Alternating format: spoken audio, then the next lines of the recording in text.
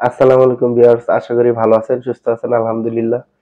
তো আজকে আমি কথা বলবো যারা এসআর আছেন, আপনারা যারা সেলসে চাকরি করেন, আপনারা কোম্পানির প্রতিনিধি হিসেবে কাজ করেন। কোম্পানি আপনাদেরকে রাখছে যাতে করে আপনাদের দ্বারা কোম্পানির উপকৃত হন, কোম্পানি উপকৃত হয় বা আপনারা কোম্পানিকে ভালো সেল করতে পারেন, আপনারাও ভালো টাকা বেতন পান, ভালো পর্যায়ে পৌঁছান। এজন্য কোম্পানি আপনাদেরকে রাখছে। ঠিক আছে?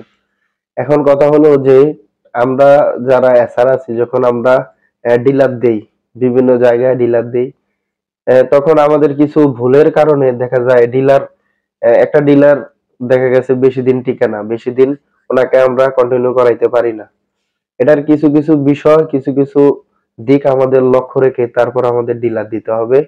এবং দেখবেন যেই জনে যত কম ডিলার চেঞ্জ হয়েছে তত কিন্তু ওনাদের সেলস ভালো, ওনাদের গ্রোথ ভালো।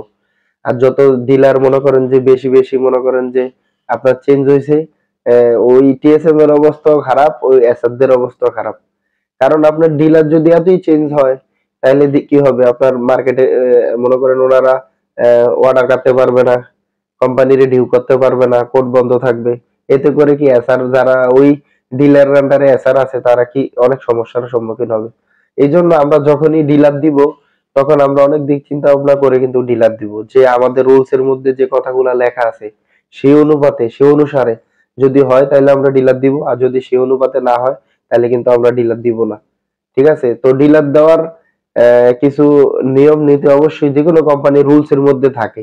এই রুলস এর মধ্যে যদি পড়ে তাহলে কিন্তু আমরা ডিলার দিব, আর রুলস এর মধ্যে যদি না পড়ে তাহলে আমরা দিব না। কারণ আপনি আজকে ডিলার দিলেন, ওনারে দিয়া উনি মনে করেন 7-8 লাখ টাকা ইনভেস্ট করে ডিলারশিপ নিল। পরবর্তী দেখা গেল যে উনি আসলে মানে এটার সাথে যায় না ওনার। উনি অন্য কোনো রাজনৈতিক সাথে জড়িত, উনি অন্য কোনো ব্যবসার সাথে জড়িত, অন্য কোনো এনজিওর সাথে জড়িত, বা আপনার মনে করেন যে উনি নেশাগ্রস্ত, ওনার আচার আচরণ ভালো না। হ্যাঁ, ওনারে হয়তোবা যে এলাকায় থাকে ওখানে মানুষ দেখতে পারে না। ঠিক আছে? উনি নেশাগ্রস্ত, ঠিক আছে? উনি বদমেজাজি, উনি মানুষের সাথে ভালো ব্যবহার করতে পারে না। এমন লোককে যদি আপনারা ডিলার দেন, তাহলে দেখা যাবে সে কিন্তু কন্টিনিউ করতে পারবে না। এতে করে দেখা যাবে উনি মনে করেন ১ম এ ইনভেস্ট করলো, পরবর্তীতে মাল বিক্রি করে টাকা কিন্তু আপনার সরাইয়া ফেলবে। টাকা কিন্তু মনে করেন ভেঙে ফেলবে। এক্ষেত্রে যখন আপনারা ডিউ দেওয়ার সময় আসবে, ওই সময় আপনারা ডিউ দিতে পারবেন না। ডিউ না দিলে মাল আসবে না। আর আপনারা যদি ডিউই না দেন তাহলে কোম্পানি আপনাদেরকে কিভাবে স্যালারি দিবে? ঠিক আছে? কোম্পানি তো ডিপেন্ড করে, ডিউর উপর ডিপেন্ড করে আপনাদেরকে কোম্পানি স্যালারি দেয়।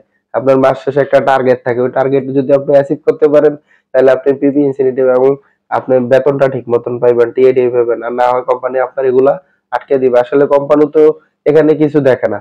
এখানে আপনার ডিএসআর এর সমস্যা, আপনার ডিলারের সমস্যা, আপনি আপনার মনে করেন নিজের সমস্যা, আপনার ফ্যামিলির সমস্যা, এগুলা দেখে না। শুধু কোম্পানি দেখে হলো সেলসটা। আমাদের সেলসটা কোম্পানি দেখে। ওই ক্ষেত্রে যখন আমাদের সেলসটাই কোম্পানি দেখে, তাহলে আমাদের সর্বমুখী, সর্বদিক বিবেচনা করে আমরা ওই ধরনের লোককে ডিলার দিব, যেই ডিলারে ব্যবসা বুঝে, সে ব্যবসা করে। বিশেষ করে আমরা এই ধরনের লোককে ডিলার দিব, যেমন একটা বিজনেস কন্টিনিউ করতেছে, সে বিজনেস সম্পর্কে বুঝে এবং উনি দেখা যাবে একটার পাশাপাশি আরো ২টা বিজনেস বাড়াইছে, ডিলারশিপ। এই সমস্ত লোককে আমরা ডিলারশিপ দিতে পারি, কারণ ওনার মনে করেন টাকা কন্টিনিউ ওনার কাছে থাকবে এবং উনি যেহেতু ব্যবসা বুঝে সেই জন্য কিন্তু আপনার উনি ব্যবসা বাড়াইতেছে বা ব্যবসা করতেছে। আবার এমন লোককে ডিলার দিব যার টাকা পয়সা আছে, টাকা পয়সায় কোনো সমস্যা হয় না। ঠিক আছে? এই ধরনের লোককে ডিলার দিব। আবার এমন জায়গায় ডিলার দিব না যেখানে মনে করেন যে আপনার মনে করেন যে মার্কেটের চাইতে অনেক দূরে, এমন জায়গায় মার্কেট দিব না। যেমন আমার কুড়িল মার্কেট, আমি কুড়িলে ডিলার দিব। আমি নতুন বাজার ডিলার দিব না। নাহলে ওই জায়গা থেকে এই জায়গায় আইতে সমস্যা হয়ে যাবে। ঠিক আছে? যেই প্লেসে, যেই মার্কেটে গ্যাপ শর্ট, ওই প্লেসে আমরা ডিলার দিতে চেষ্টা করব। ঠিক আছে? এই সমস্ত দিক বিবেচনা করার পর যদি আমার মন মতন হয় যে ওনাকে ডিলার দিব, দিলে ভালো হইব, তাহলে মনে করেন যে আপনার কোনো সমস্যা নাই। যে এই যে আমাদের মিটিং এর মধ্যে এই যে মনে করেন যে এই যে ডিলার কত চেঞ্জ হয়েছে, এগুলা নিয়ে কিন্তু টিএসএম রে ধরছে। এবং যখন ডিলার চেঞ্জ হয়েছে তখন কিন্তু ওই পয়েন্টে আপনার সেল ভালো হয় না, ওই জোনে সেল ভালো হয় না। কারণ একটা ডিলার যদি আপনি বছরে মনে করেন যে আপনি যদি ১০ বার, ১২ বার, ১৫ বার, ২০ বার, ৩০ বার পাল্টান, তাইলে ভাই মনে করেন ওই জনের কিভাবে ভালো হইব? কোন একটা ডিলার দেওয়াটা বড় কথা না। যখন ডিলারশিপটা ছেড়ে দেয় তখন অনেক হেজিটেশনে পড়তে হয়। ঠিক আছে, এসারদেরকেও পড়তে হয়, টিএসএম কেও পড়তে হয়। হ্যাঁ, কোম্পানিও এটার ভুক্তভোগী হইতে হয়, কারণ কোম্পানির সেলটা কমে গেল না। আর একটা কোম্পানি কখনোই চাইবে না একজন এসআরের স্যালারি হিল্ড আপ হোক। আপনার নাইলে মনে করেন যে তাদের ফ্যামিলি আছে, বউ বাচ্চা আছে, সংসার আছে, তারা কিভাবে চলবে?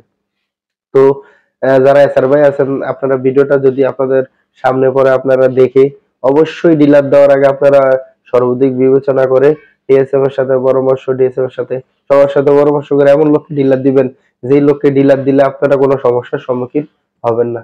তাহলে ভিডিওটা ভালো লাগলে অবশ্যই লাইক, কমেন্ট, শেয়ার, চ্যানেলটা সাবস্ক্রাইব করে রাখবেন। ধন্যবাদ সবাইকে।